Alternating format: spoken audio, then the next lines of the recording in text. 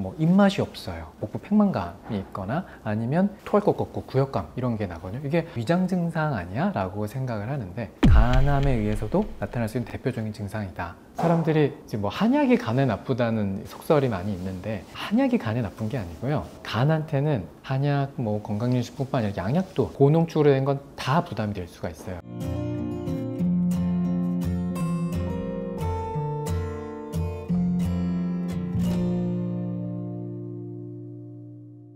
이제 간암의 증상에 대해서 한번 이야기해 줄 수 있을까요?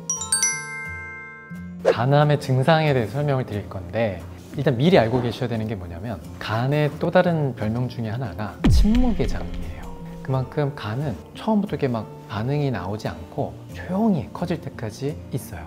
그렇기 때문에 우리가 못 알아차리는 경우가 많거든요. 그래서 좀 더 어떤 작은 사인이라도 있을 때 빨리빨리 검사를 하는 게 중요한데 일단 간암의 이제 대표적인 증상은 일단 간이 우측 복부에 있잖아요. 우측 상복부에 여기 있으니까 여기에 뭔가 묵직한 통증 같은 게 느껴질 수 있어요. 그리고 의외로 위장 증상인 것 같은 그런 소화기 증상들이 많아요. 예를 들면은 뭐 입맛이 없어요, 복부가 점점 팽만하는 복부 팽만감이 있거나 아니면 이유 없이 막 토할 것 같고 구역감 이런 게 나거든요. 이게 언뜻 생각했을 때 사람들이 이거 위장 증상 아니야? 라고 생각을 하는데 물론 이제 다른 여러 가지 원인에 의해서도 이 증상들이 나타날 수 있지만 간암에 의해서도 나타날 수 있는 대표적인 증상이다 라는 거를 기억을 해 두셔야 되고요. 그리고 잘 못 먹고 꼭 못 먹어서가 아니라 그럭저럭 먹는데도 체중이 자꾸 줄어요.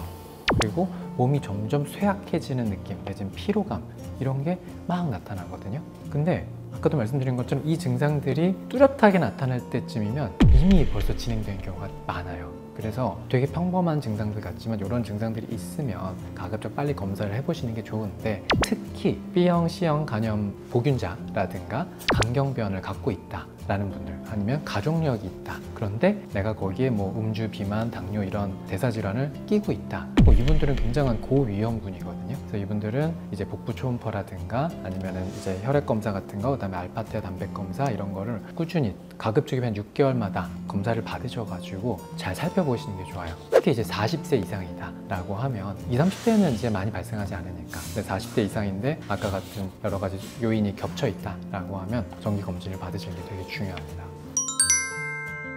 자, 그러면 그런 간암을 진단은 어떻게 하냐? 일반적인 뭐 초음파라든가 뭐 CT, MRI, 그다음에 조직 검사 이런 거를 하죠. 그거는 크게 다르지 않고요. 그럼 그걸 이제 어떻게 치료할 것이냐? 그거는 이제 경우의 수가 꽤 많아요. 다양한데 뭐 크게 나눠서 말씀을 드리면 기본적으로 환자의 간 기능이 얼마나 살아 있는가, 그 다음에 크기가 얼마나고 위치가 어디에 있는가, 그리고 전신의 어떤 상태가 어떤가 이런 거에 따라서 좀 세분화를 해야 되는데 일단 크게 나눴을 때 간이 이제 크고 이제 옆이 이렇게 나뉘어져 있는데 한쪽에 국한돼 있고 그리고 간 기능이 전반적으로 좀 양호한 편이다 라고 얘기하면 이제 근치적 치료라고 그래가지고 정말 병의 뿌리를 이제 뽑는 거죠. 그렇게 하기 위해서 그 부분을 이제 절제술을 하거나 아니면은 고주파 열 치료를 해가지고 암세포를 없애는 방법을 써요. 요게 잘만 되면 말 그대로 근치가 돼요. 확실하게 제거를 할 수가 있는 거죠. 그런데 그렇게 못하는 경우도 되게 많거든요. 암이 여러 군데 퍼져 있다든가 그리고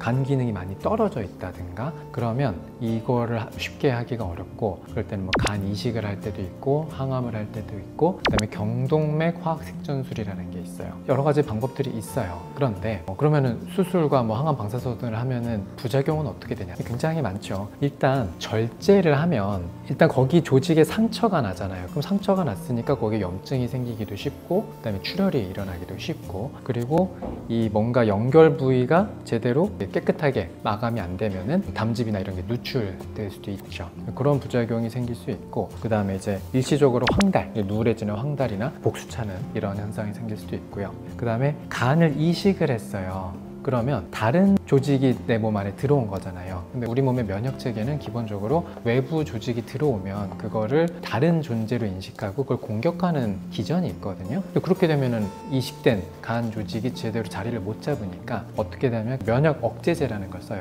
면역 기능을 전반적으로 일단 다운을 시키는 거예요. 공격하는 반응을 일으키지 않기 위해서. 근데 그렇게 되면 2차적인 부작용이 뭐냐? 공격은 안 하는데 다른 전반적인 면역 시스템이 다 내려가니까 외부 감염으로 인한 2차 질환 질환이 생기기가 쉬워요. 예를 들어 아주 쉽게 감기가 걸려도 면역력이 충분히 발동이 안 되니까 감기로 인한 증상이 심하게 나타나거나 오래 가거나 이러는 거죠. 그래서 그게 이제 간 이식 후에 면역 억제제를 썼을 때 대표적인 부작용이라고 할 수 있고요. 그 다음에 경동맥 화학 색전술이라는 게 있는데 이거는 조영제에 대한 반응이라든가 아니면 간 기능을 저하시키거나 이런 부작용을 일으킬 수 있어요. 그 다음에 고주파 열 치료는 그래도 부작용이 좀 덜한 편인데 어쨌든 그 국소적으로 많이 열을 쬐었을 때 그 부위에 어떤 통증이 나타난다거나 아니면 감기가 좀 나타나거나 이런 경우가 있고요. 그 다음에 뭐 항암은 뭐 아시다시피 전신 부작용이 많이 있죠. 뭐 탈모라든가 뭐 구역감이라든가 아니면 백혈구나 혈소판 수치가 감소돼서 면역력이 떨어진다든가 그리고 손발 저린 말초신경 증상도 나타날 수 있고요. 그래서 어떤 이런 요법들을 쓸 때 어떤 환자의 체력 상태라든가 뭐 전신 상태라는 거를 굉장히 좀 잘 관찰하고 거기에 맞게 써야 되는 특징이 있습니다. 자, 그러면 그럼 수술이나 항암 방사선을 했으면 치료가 끝난 거냐? 그게 아니에요. 뭐 모든 암이 그렇지만 이 간암도 이 재발이나 전이 같은 거를 많이 신경을 써야 되는데 일단 재발을 하면 대부분 그렇지만 1, 2년 안에 재발되는 경우가 굉장히 많아요. 그래서 5년, 특히 초기 1, 2, 3년은 굉장히 좀 면밀히 관찰하고 생활 관리를 잘 하시는 게 중요하고요. 그리고 간암의 어떤 원인이 되는 거 아까 말씀드린 간염이라든가 간경변, 그 다음에 음주, 비만, 흡연 뭐 이런 거는 최대한 조심하셔야 돼요.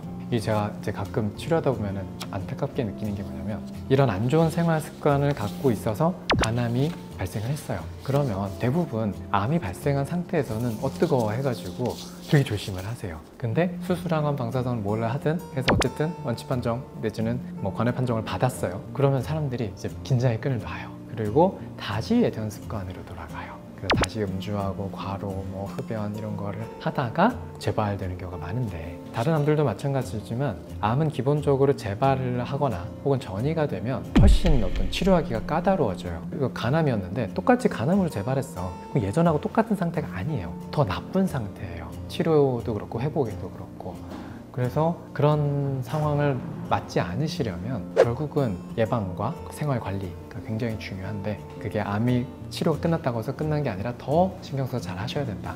이거 꼭 기억하셨으면 좋겠고요. 뭐 모든 암이 이제 잘 먹고 잘 자고 뭐 스트레스 안 받고 이런 생활 관리가 필요한 건 마찬가지인데 간암 쪽에 특히 조금 신경을 쓰셔야 되는 게 뭐냐면 간은 아까 말씀드린 것처럼 해독하는 공장 역할을 하는데 이 해독이라는 게 우리가 좀 어떤 고농축, 고밀도로 된 게 들어오면 다 이 해독하는, 그 풀어 헤치는 일을 해요. 여기서 독소라는 게 뭐 꼭 진짜 뭐 나쁜 진짜 독소를 먹었을 때 뿐만 아니라 우리가 풀어 헤쳐야 되는 것들이 들어오면은 일단 간은 그걸 해독이라는 이름의 그 기전을 돌려서 풀어 헤치는 일을 해요.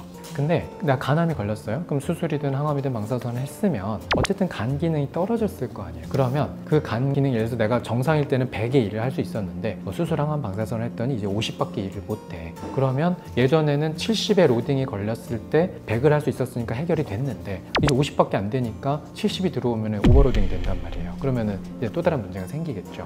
그래서 간이 하는 역할이 늘어나지 않게끔 주의를 해줘야 되는데 그 중에 대표적인 게 너무 약을 많이 먹는 거. 이게 양약이든 한약이든 건강기능식품이든 어쨌든 특수한 기능을 하기 위해서 만들어진 물질들은 기본적으로 일반적인 음식보다 좀 더 고농축, 고밀도라고 보시면 되거든요. 그래서 그런 게 들어오는 거를 좀 주의가 필요해요. 그래서 뭐 양을 좀 줄인다든가 아니면은 좀 선별적으로 먹어야 된다든가 아니면 어쩔 수 없이 내가 먹어야 된다라고 하면 간기능 검사를 좀 짧은 주기로 이렇게 반복하시는 게 좋아요. 기본적인 간기능 검사는 뭐 동네 내과에서 혈액 검사로 뭐 큰 돈 안 들이고 할 수 있거든요. 그런 검사를 좀 꾸준히 하시는 게 특히 어떤 약을 드실 때는 중요할 수 있다.